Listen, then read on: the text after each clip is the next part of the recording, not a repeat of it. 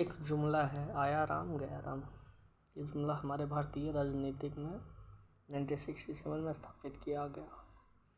1967 fourth general election हुआ था और हरियाणा के एक विधायक थे जिनका नाम था गया लाल। हरियाणा में जब चुनाव हुआ तो पहले वो कांग्रेस में थे, कांग्रेस से फिर एक पार्टी थी यूनाइटेड फ्रंट, उस पार्टी में जाते हैं, फिर अगेन कांग्रेस में, फिर 9 घंटे बाद यूनाइटेड फ्रंट में।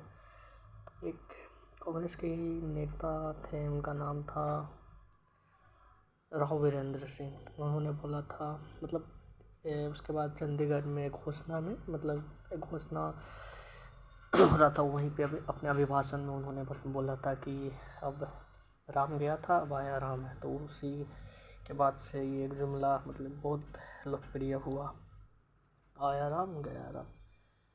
और उसके बाद से हमारे भारतीय संविधान में देखने को मिलता है 1967 के दौर से दल बदल, मतलब पॉलिटिकल पार्टी के लीडर एक पार्टी से दूसरे पार्टी में जाते हैं, रीजन बिहाइंड लालच। वो सत्ता का लालच, वो पैसा का लालच, वो पावर का लालच, वो कुछ भी लालच हो सकता है। लेकिन लालच मीन्स क्या, कि अपने मोरल को ये मतलब एक कोने में रख के मतलब कोई भी कार्य करना। तो उसी के मतलब प्रक्रिया या प्रतिक्रिया में बोले तो प्रक्रिया नहीं, इसी के प्रतिक्रिया में 52 मतलब 52वां संविधान संशोधन 1985 लाया गया, जिसके तहत दल बदल कानून स्थापित किया गया। और इससे भारतीय संसदीय लोकतंत्र को मजबूती प्रदान करना, असैद्धांतिक और अनैतिक दल बदल पे रोक लगाना था।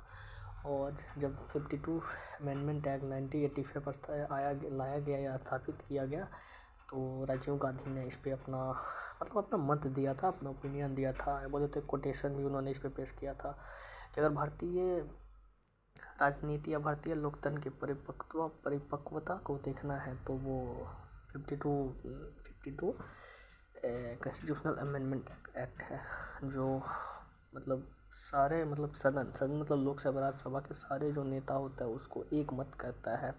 उन्होंने ऐसा कहा था। और उसके बाद से मतलब एक और 91 अमेंडमेंट एक्ट हुआ 2003 में, जिसके तहत मतलब वो जो 52 अमेंडमेंट एक्ट 1985 था, उसमें ये था कि मेनली कि अगर पर्सनल मतलब व्यक्तिगत एंटी डिफेक्शन मतलब दल बदल हो रहा है तो उस पर तो वो अंकुश रोक लगाता था। लेकिन ये जो कलेक्टिव अगर एंटी डिफेक्शन हो रहा है, मतलब एक पार्टी से दूसरे पार्टी में जाना लोगों का, मतलब नेताओं का, तो उस पर रोक नहीं लगा पाता था। तो इसके क्रिटिसिज्म में बोल सकते हैं 91 अमेंडमेंट लाया गया।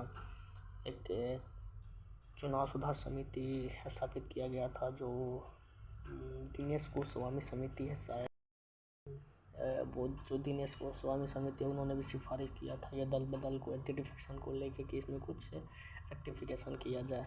रेक्टिफिकेशन मतलब होता है कि पहले से कोई भी चीज़ है उसमें कुछ संशोधित, कुछ सुधार करना।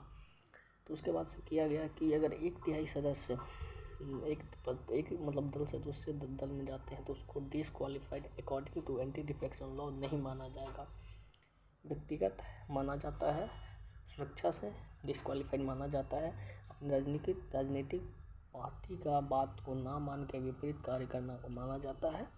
निर्दलीय उम्मीदवार जो होते हैं, निर्दलीय कैंडिडेट, इंडिपेंडेंट कैंडिडेट जो होते हैं, वो मतलब चुनाव अगर जीत जाते हैं वो किसी पद पे किसी पॉलिटिकल पार्टी को ज्वाइन करते हैं, उसको माना जाएगा डिसक्वालीफाइड।